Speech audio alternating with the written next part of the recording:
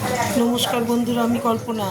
প্রতিদিনের মতো চলে এসেছি দেখো আরেকটি ব্লগ নিয়ে। আজকে সোমবার, আজকে বৃষ্টি পড়ছে। আমার মানে প্রচণ্ড দেরি হয়ে গেছে।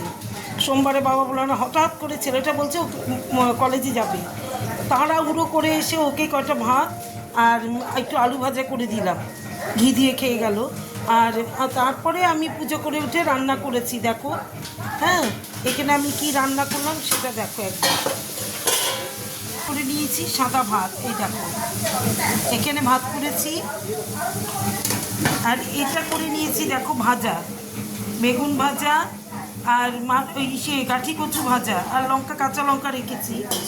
আর ছেলেকে সকালে দেখো, ওই যে বললাম না হঠাৎ করে বলছি যে 11টার সময় বলছি যে ওকে ভাত করে দিতে, ও আলু ভাজার ভাত ও খেয়ে যাবে। সেই আলু ভাজা একটুখানি ভাত খেয়ে গেছে, আলু ভাজা দিয়ে সেই আলু ভাজাটা রয়ে গেছে।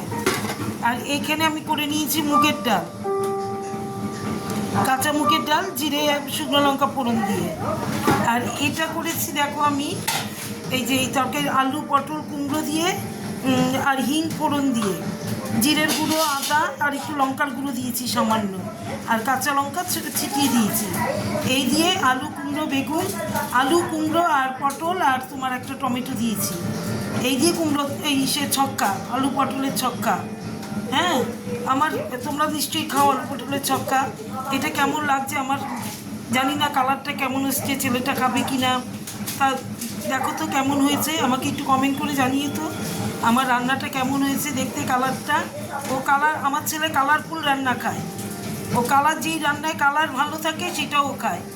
তোমরা একটু কমেন্ট করে জানিও আমার রান্নাটাকে। তাহলে আজকে আমার মেনুগুলো কি, আজকে এখানে আমার দেখো সাদা ভাত, হ্যাঁ, আর এখানে করে নিয়েছি বেগুন ভাজা আর তোমার কাঠি কচু ভাজা পিস পিস করে কেটে, আর এটা আলু ভাজা সকালে ছেলের।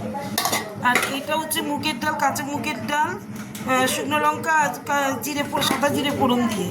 আর এটা আলু পটল কুমড়ো আর একটা টমেটো দিয়ে, এই যে ছক্কা হিং ফোড়ন দিয়েছি সঙ্গে। এই দেখো, তাহলে তোমাদের তো খাওয়াই গেছে অনেকক্ষণ, তোমাদের রেস্টও হয়ে গেছে। আমার তো কিচ্ছু হয়নি, এই যে সবে রান্না শেষ করলাম, তারপরে গাটা ধুয়ে খাবো। আমার রান্নাগুলো কেমন হয়েছে একটু কমেন্ট করে জানিও। হ্যাঁ, তাহলে কি টাটা।